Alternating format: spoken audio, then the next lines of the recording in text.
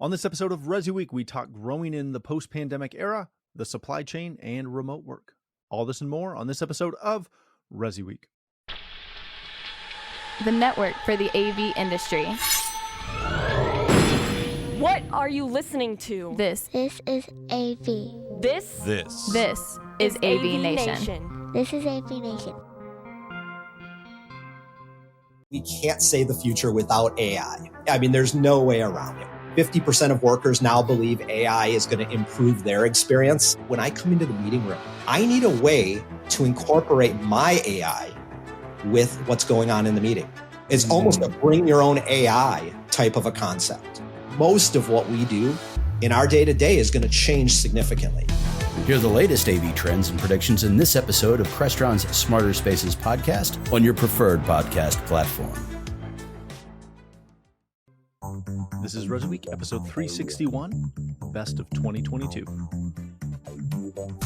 Welcome to this episode of ResiWeek. This is your weekly roundup of all the latest news and stories for the residential AV industry. Or at least usually it is. But instead, this week, we are going to do our yearly wrap-up show with all the biggest, in quotes, literally the biggest news and stories for the residential AV industry. I'm your host, Matt D. Scott for AVNation.tv. All right, we are going to kick it off. We covered a ton of stuff this year, but we're going to kind of kick off our top three most popular episodes. It feels like every time we get to the end of the year show, it has been an interesting one, and we say as much. But 2022 was definitely highly eventful in the residential space. Shows like Infocom, ISC, and CEDIA Expo returned to the physical realm, and although many companies are bringing their workforces back into the office, there are still a good number of remote and hybrid employees looking to set up their home office spaces. We've even managed to gain some ground back in the ongoing supply chain shortage systems, although that is definitely still a slow process. So we're going to start off with ResiWeek episode 325. It was right off the heels of HTSA's 2020 Spring Conference. Integrators were asked about their plans for growing their business in a post-pandemic market. We were joined by Katie McGregor-Bennett and Avi Rosenthal to join us in a discussion of how integrators can step up to be the authority on anything tech-related in their homes. You and I have talked about this a million times, and one of the things I love to review at trade shows about is, remember that interview we did with Aiheji like 10 years ago, and you were like, what do you call them?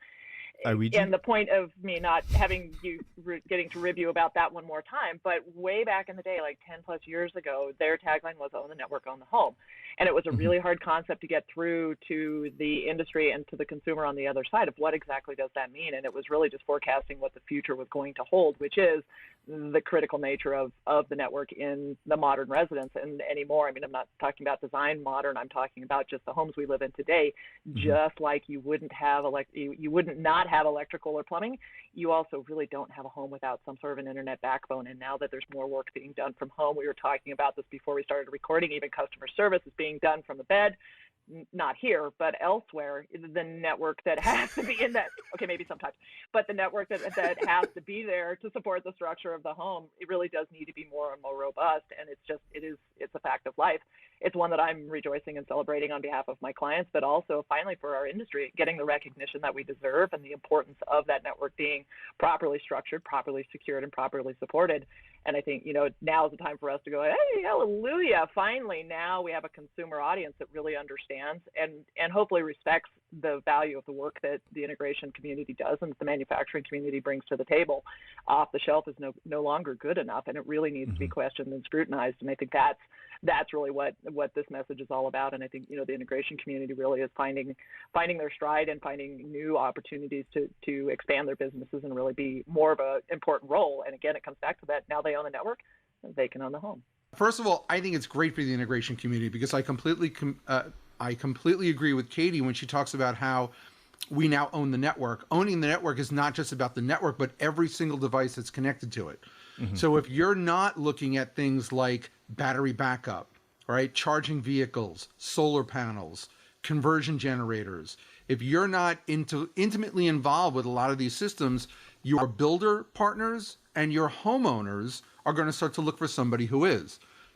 I myself have started consulting with a number of builders. During the building boom, I was approached by not only some of my previous builders from like way back in the day, but some builders found me at a trade show and online as well and brought me in as their technology consultant. Now, I'm not becoming an integrator again. I'm too old to be up in attics pulling wire. I get it. It's okay. I own it. It's all right. But the knowledge base in having to understand how everything goes together and the difference between a strong network and a weak network and what that means to a homeowner when they move in and they want to connect all these smart devices is very, very important. And it all comes back to the reputation of the person building the house. So if we are not the GC, which certainly we're not building the sticks and the roofs and the walls and all of that, what we're putting behind all of that and what we're establishing to run everything once it's done is just as important as making sure the roof doesn't leak. And I think that the good integrators are going to embrace that. They're going to embrace the position that they're being placed in. It's sort of like, we always put the architects up on this pedestal, right? They were always, we have to go talk to the architect. Let them put us on the same pedestal. Let us put on the same pedestal as the architect. You're going to design the structure. You're going to design the HVAC system and the way that the plumbing drains and all of that. At the same time, you need an expert to know how everything goes together. And again, what Katie mentioned, not only is it positive for the integrator, but proof of that is that the manufacturers are now stepping up. Very large networking hardware companies are recognizing the potential within the integration business, and they're coming to the integrators to say, hey, we want to be a part of what you're installing. You are now the specifier of the equipment going into this home, and we want to talk to you. The same way we used to curry favor with the architects and the lighting designers when it came to technology, the networking hardware manufacturers are going to curry favor with the integrators, which I don't want to get too ahead of your stories, but you have a story in there about buying groups that we're going to talk about in a little bit. Why is that company currying favor with all 4 buying groups? Because they know at the end of the day, the integrator is the designer, is the person specifying what's going into the home. Own the network, own the home, own the integrator, get the sales. Even though we are in a post-pandemic market, we are still actually having trouble literally getting product. The supply chain issues have been, at this point, have become a staple for both the ResiWeek world and the AVWeek world. Every tech-related vertical is feeling the crunch, to the point that some companies like Crestron and literally almost every other company have had to be extremely candid about their product availability.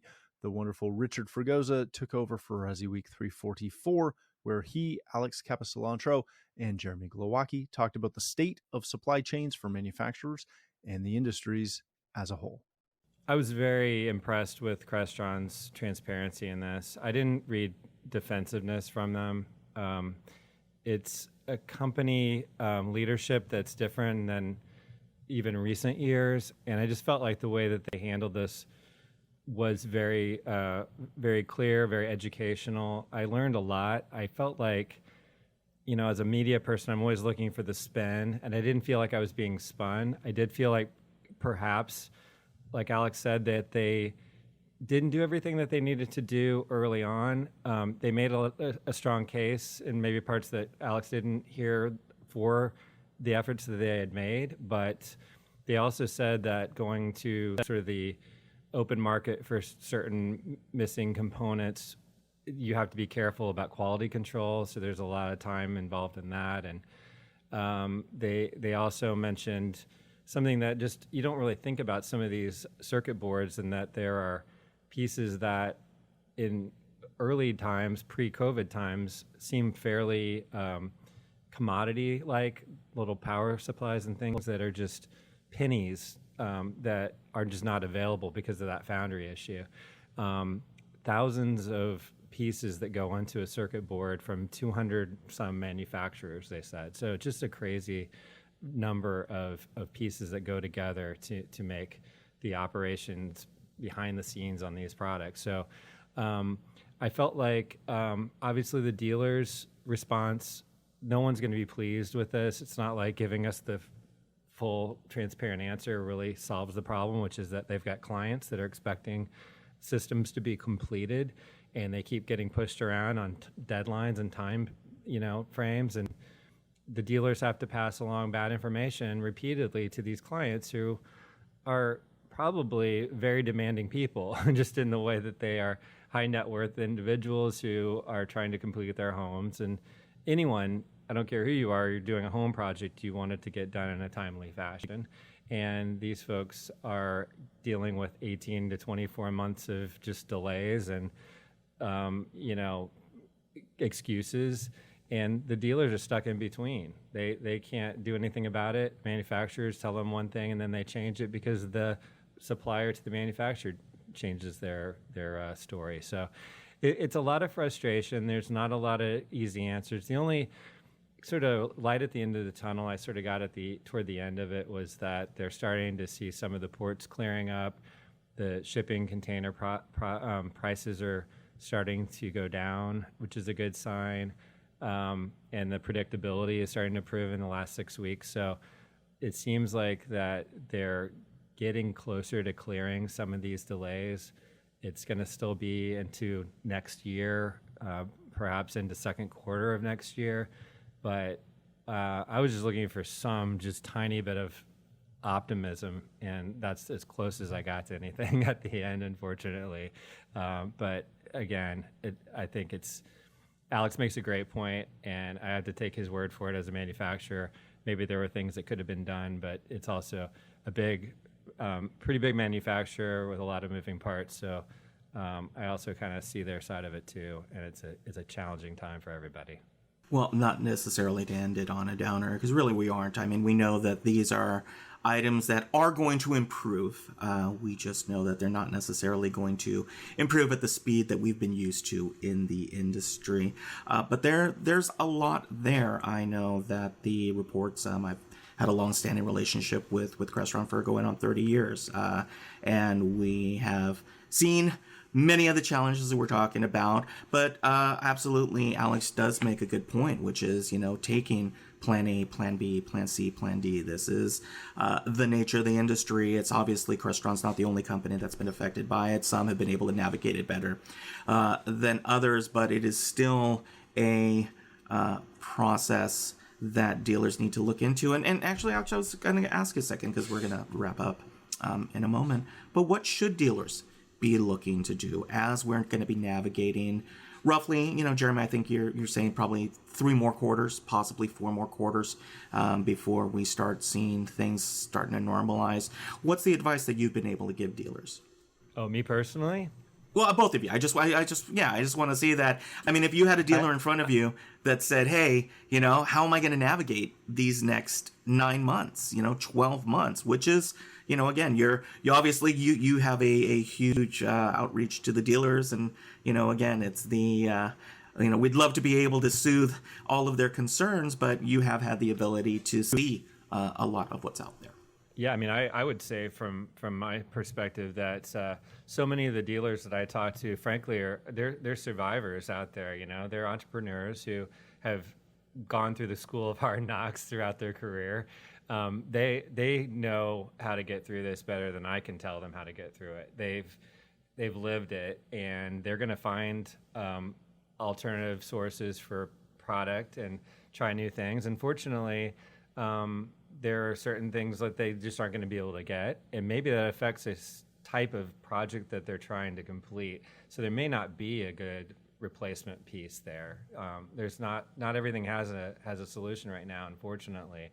So you just kind of have to get in line and hope that your clients don't just give up on everything that you're trying to work with them on. But there were problems early on with receivers. There were problems with TVs. Things get caught up, and then other things are still a problem with control pieces. So it's, I guess, just adjusting the type of project that they're designing for the time being, and looking the short term versus the long term. So it's, I gotta say, there's not an easy answer for that one. It's just that I think these guys have been doing this for so long, they will find their channels. And the buying groups have been really great for them too, to be honest. I've talked to some folks here in buying groups. They've been able to really help. And as much as they don't want to be called buying groups anymore, I think that part of their kind of name actually comes to bear right now. They can pull together some resources, and also peer-to-peer buying group members. You feel trusting guy in another state that you're not competing directly with. It's a part of your same group.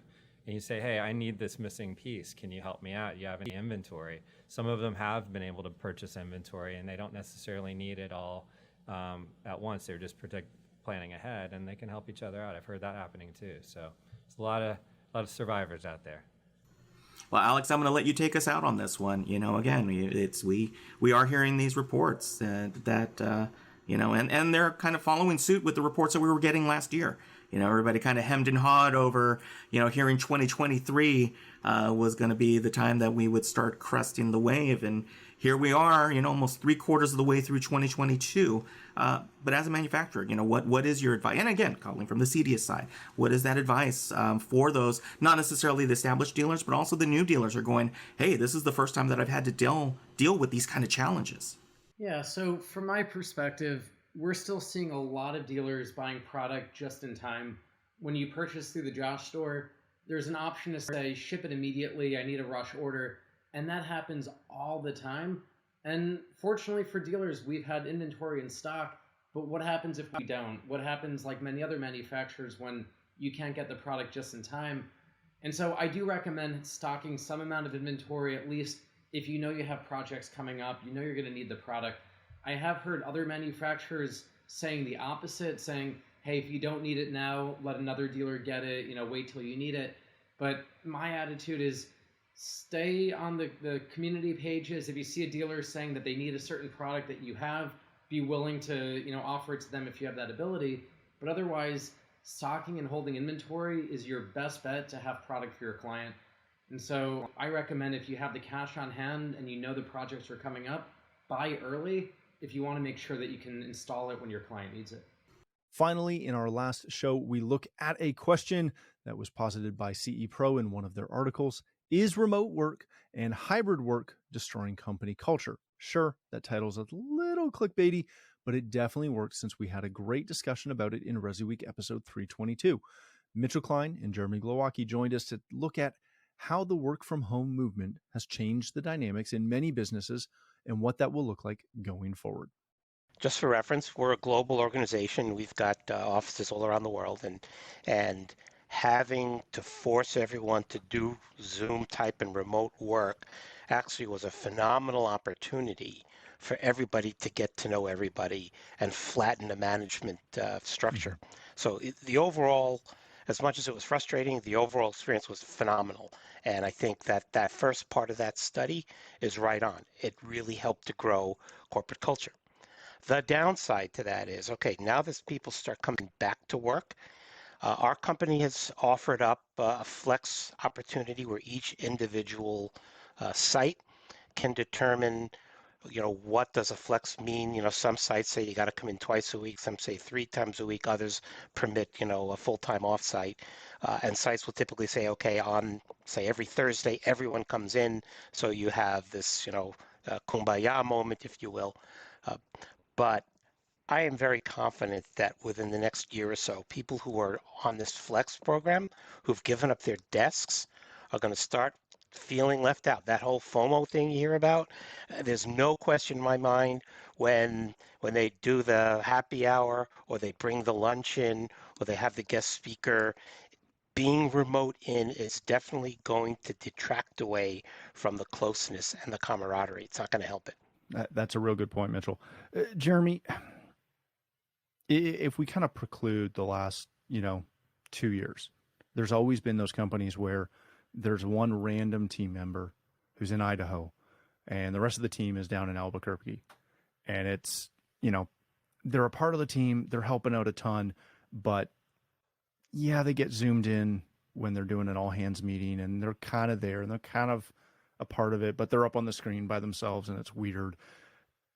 But they also miss out on, when donuts come in, or when the team decides to go out for lunch, or to the pub afterwards and do all the little team building things that half the time are unplanned and more successful than the planned team building.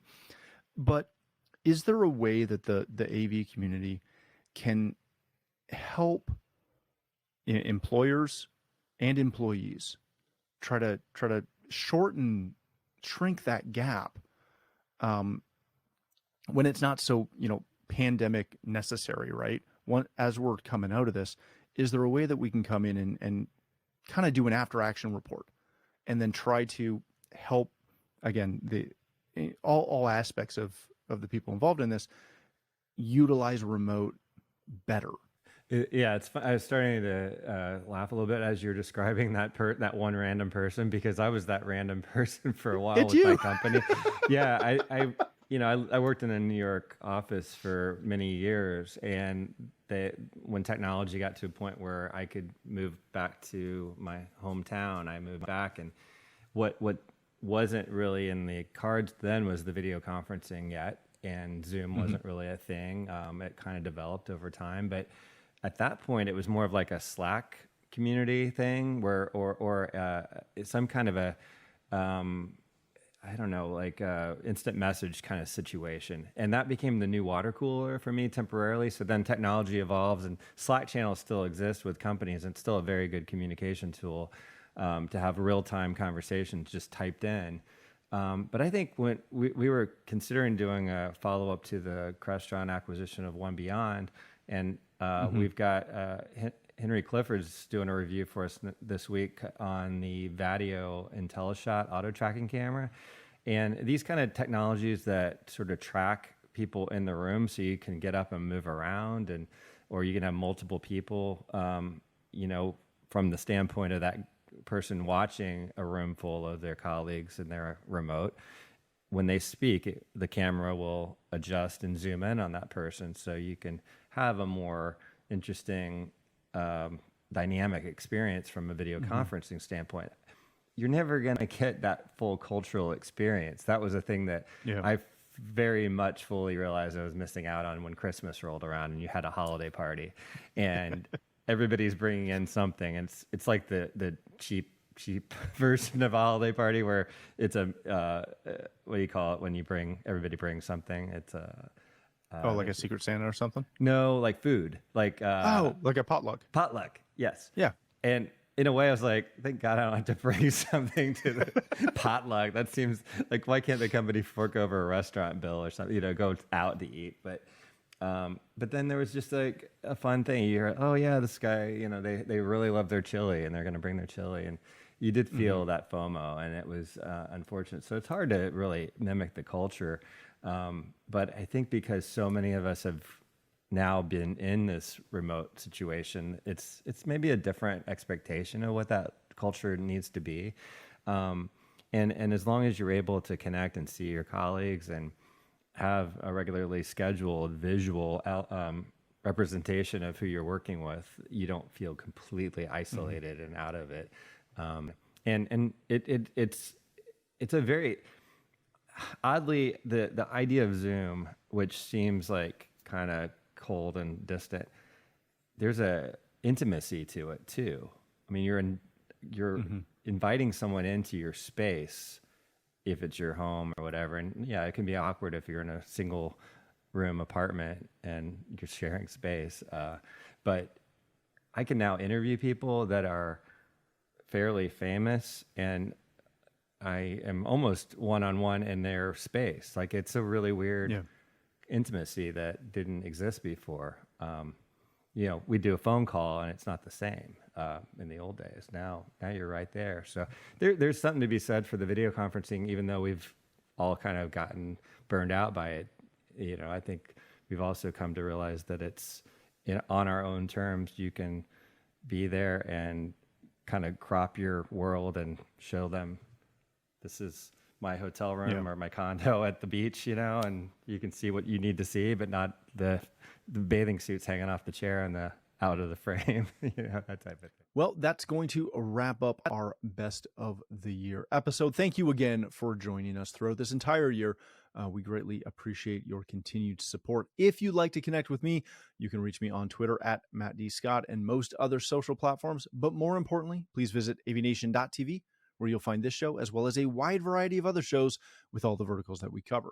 When you visit the website, please take a moment to check out our supporters. We are extremely thankful for their support and ask that you check them out as well. Thanks again for watching. That's all the time we have for this episode of ResiWeek.